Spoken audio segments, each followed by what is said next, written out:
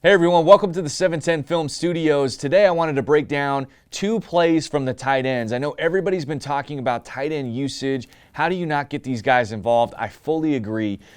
It's one of the areas that's really been concerning. It has been disappointing so far this season that Gerald Everett and Will Dissly have not been utilized more to start the season. There's a lot of different reasons. One of that is sometimes you call a play that's designed to get to them, it doesn't work out. The other part of it is that Tyler Lockett, DK Metcalf, more often than not, you want those guys to be number one and number two in the progression. But you have to be able to balance that out, and you've got three really talented tight ends in Gerald Everett, Will Dissly, and Colby Parkinson that can really create mismatches.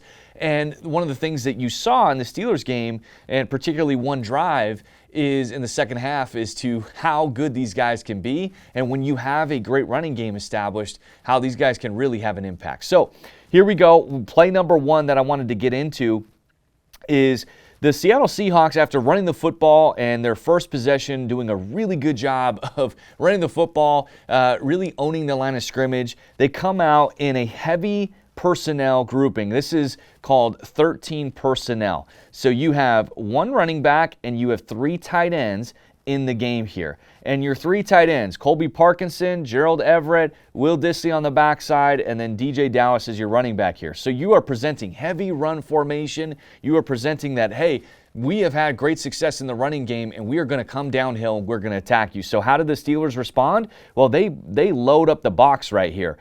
You have 9 guys in the box on this particular play, and you've had such great success that everybody is thinking run. Everybody is being aggressive from the linebackers and safety perspective for the Pittsburgh Steelers. And what the Seahawks are going to do is just run a simple two-man concept here. They are going to, at the snap of the football, they are going to run just a simple sail route here by Gerald Everett and a post route here by Phillip Dorsett. And so what you want is you want this clear out by Phillip Dorsett. Get on the toes of the safety, push Cameron Sutton to really think and feel threatened that he's got to cover this deep.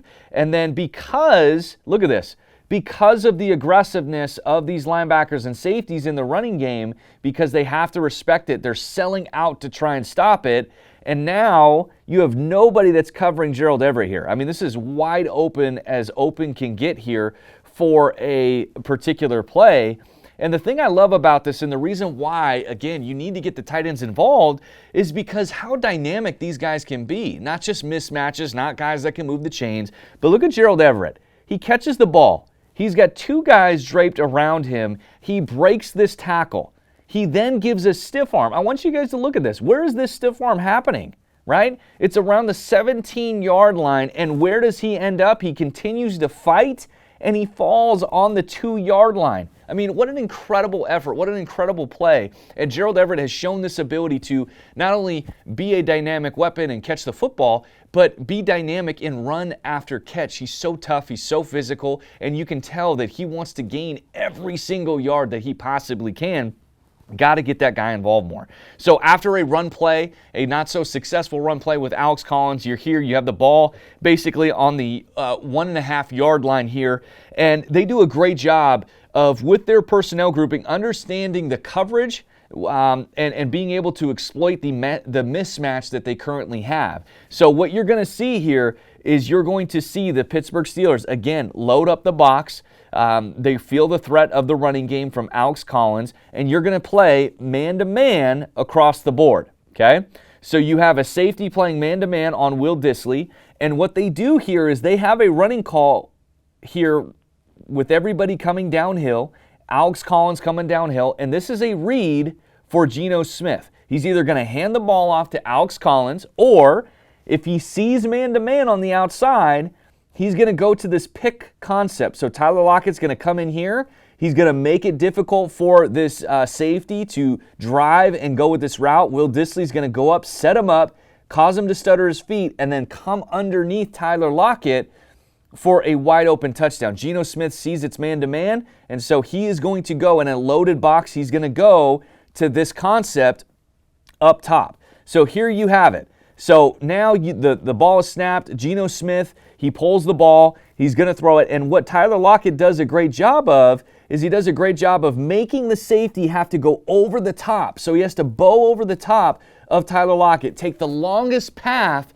to the receiver, and he just can't catch up in time. Will Dissly has already got a step on him. He's there wide open for the touchdown. It's an easy pitching catch, and there's nothing this guy can do about it. So when you talk about the tight ends, they have a role in this offense, not just as run blockers, not just as decoys, but they can really truly be mismatched weapons for you within this offense. And that is one thing that I want to see fixed within this offense is more utilization of the tight end, more emphasis to get them the football, and to be able to put them in mismatched situations on linebackers, on safeties, because they can do it, and they showed it just in those two plays right there.